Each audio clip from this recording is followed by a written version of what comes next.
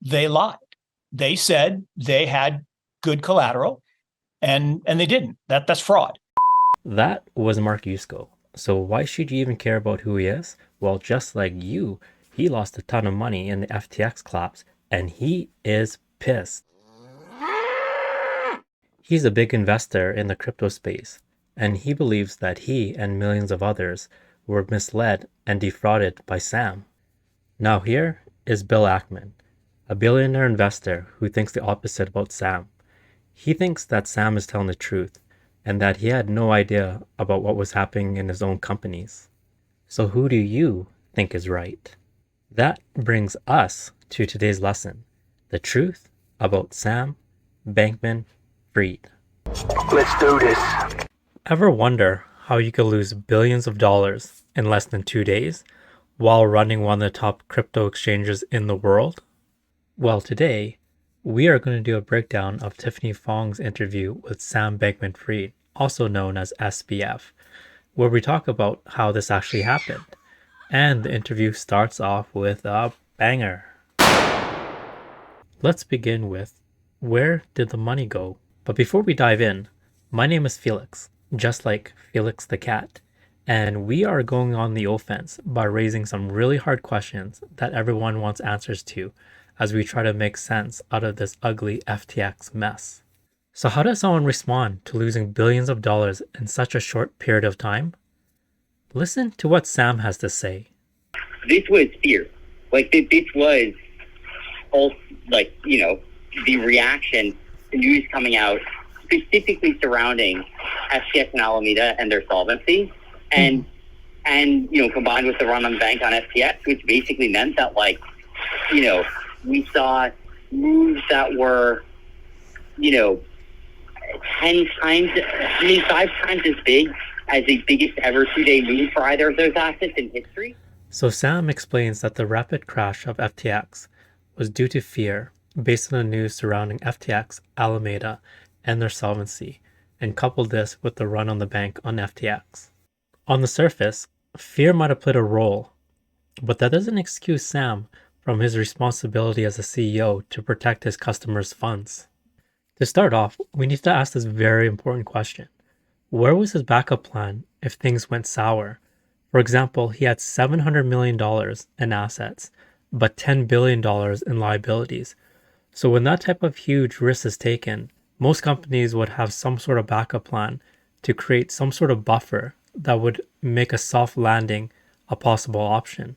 This reckless mistake is very uncharacteristic of someone who is once seen as the golden boy of crypto and who had once testified before Congress. Was this mistake due to his carelessness, or do you think this act was carried out on purpose? For example, if FTX and Alameda had not been so overly leveraged by a ratio of 1 to 10, then would FTX still be in a good position to offset some of those losses and enable FTX time to recover? Here's another question that we should think about. And why were they so overly leveraged? What was the end goal of this game of being insanely overly collateralized? And did this have anything to do with this jousting game that Sam was playing with CZ?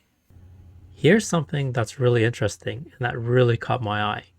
Listen to the reason that Sam attributes to the reason how he miscalculated the billions of dollars that were missing. Because of this historical accounting quirk, I was off by many billions of dollars on how big this position was. So Sam said that he attributed his massive miscalculations being off by billions of dollars due to historical accounting. This should raise a giant red flag. And here's the reason why. When Sam and his executive team were meeting up with VCs and other sophisticated investors, he or someone from his team had to present the financial documents to their interested investors during the due diligence process. Typically, the other side will have their own financial and accounting team go over the numbers in great detail to see if everything makes sense before they go ahead with the investment into FTX. So how is it possible that Sam was able to present financial documents that convinced some of the most sophisticated investors on the planet that FTX was a potentially good investment without knowing where the numbers came from. And by the way, this was not a one-off thing. It happened many times to some of the most powerful VC firms over and over again since FTX was around and starting in 2017. We know this to be true by an article that was published by the New York Times last month. So here's the article that was published by the New York Times that talked about how some of the most sophisticated investors actually did their research and were still caught up in the FTX collapse. So there's something that I really want to point your attention to, and it's actually this part right here. I'll highlight it over with my mouse. So this paragraph is very important. It says, 4 FTX investors who declined to be identified said that they were shocked by the company's sudden collapse. They said that they had properly researched the company's financials, which showed a healthy, growing business that provided an easy-to-use platform for people to buy, sell, and store crypto. And they were completely in the dark about FTX's possible self-dealing with Alameda, they said. So once again, we had some very sophisticated investors who actually did their research, looked into the company's financials for FTX, and were still caught in the crosshairs during the FTX collapse. And some of these names included some of the biggest VC firms in the industry. Some very noticeable ones were BlackRock right here, Sequoia Capital, for example, also SoftBank, Lightspeed Ventures. And all these VC firms manage billions of dollars in assets. Do you remember Mark Yusko? He runs a $2.5 billion VC fund called Morgan Creek Capital, and he was the guy who lost a ton of money in the FTX collapse because he is a big investor in BlockFi, and BlockFi is owned by Sam.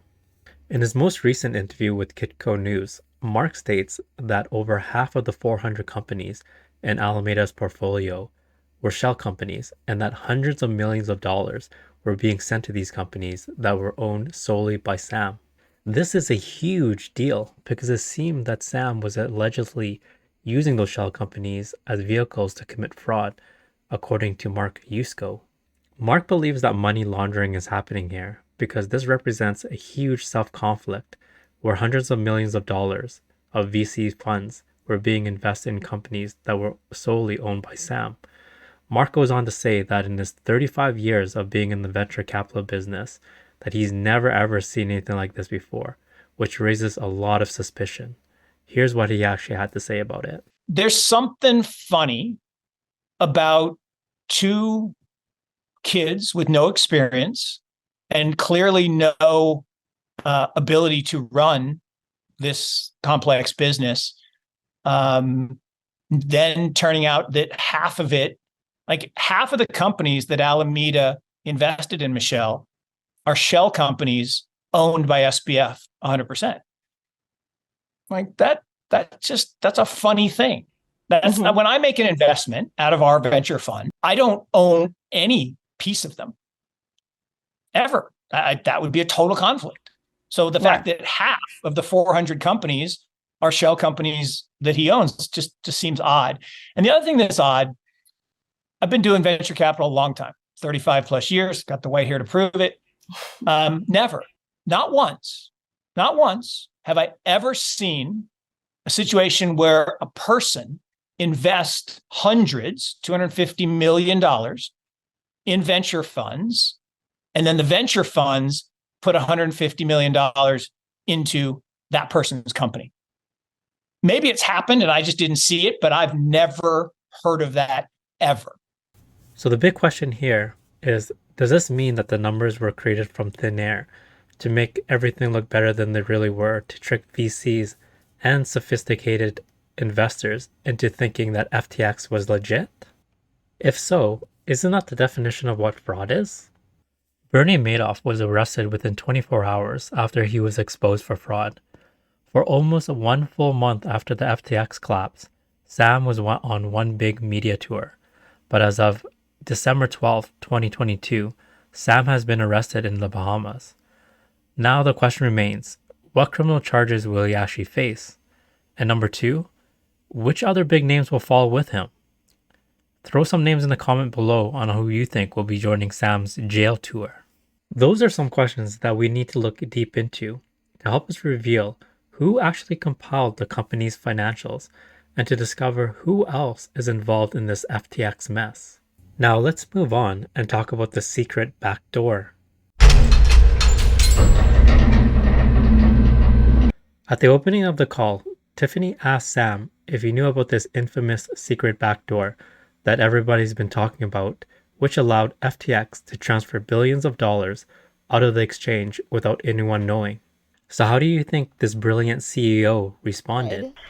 Well, that's interesting. So that I can tell you is definitely not true. I don't even know how to code, is the honest, embarrassing answer. I certainly wasn't building some backdoor in the system. I could barely use the system. I want to call straight up BS on this one. Here's why. Zero coding experience is no excuse to neglecting the technical side of your company. Personally, as a founder in the technology space for over 10 years and without coding experience, I could say that this is true. Also, if you're familiar with Certec, which is an auditing company in the crypto space that checks the code for the crypto projects it audits, then hiring a third-party auditing company or having your own dedicated team go over the code in your entire project will drastically reduce the risk of discovering any suspicious code, or in this case, rug pull code. What took place here seemed to be a stealthy rug pull that took place over many years. And if that's the case, then that's shady as fuck. Sam also comes from a financial background as a trader who made his fortune through arbitrage trading. So someone with that type of background will have experience reading balance sheets, financial statements, and tracking numbers as well. So the thought of not being aware of the financial shape of your company as its CEO, where billions of dollars went missing over the many years, is simply mind-blowing. It's question time again. Do you think Sam is brilliant at portraying the golden boy image of crypto? Or is there something much bigger and elaborate happening where Sam and his team are at the front of a more complex and sinister plan? So what is the future of FTX? When Tiffany asked Sam if he's hopeful that FTX US and FTX International can restructure and reopen, here's what he had to say. They sent me the AWS key beyond tomorrow, and withdrawals would start opening up over the next month. By now, have you heard any news about anything being done with the AWS Beyond key? As of this moment, Sam has been arrested, so that money isn't moving anywhere and is pretty much stuck where it is. So once again, what's the truth? For example, last month in November, we were told that FTX US was solvent, but then one day later, it filed for Chapter 11. Then in Sam's most recent interviews, he makes a 180-degree change and claims that he unwillingly made the mistake of filing bankruptcy and that FTX US is indeed 100% solvent. Is Sam lying? Or is he telling the truth about what's going on here? Most importantly, should we believe him? Will something positive come out of this debacle? Or are we doomed to have history repeat itself, similar to what happened to Luna, Celsius, and some of the most recognizable names in crypto that were once thought of as pillars of the industry? There are lots of unanswered questions that both FTX investors and the crypto community at large want answers to. Tell me in the comments below whether you think Sam's responses are real or are they BS. By the way, hats off to Tiffany Fong. You did an awesome job interviewing Sam. I'll also be pumping out another video that goes in depth to part 2 of Tiffany Fong's interview with Sam, so stay tuned for that coming out over the next few days. So make sure to like this video and to subscribe if you want to hear more about what's next in crypto. From here, I'll see you in the next one.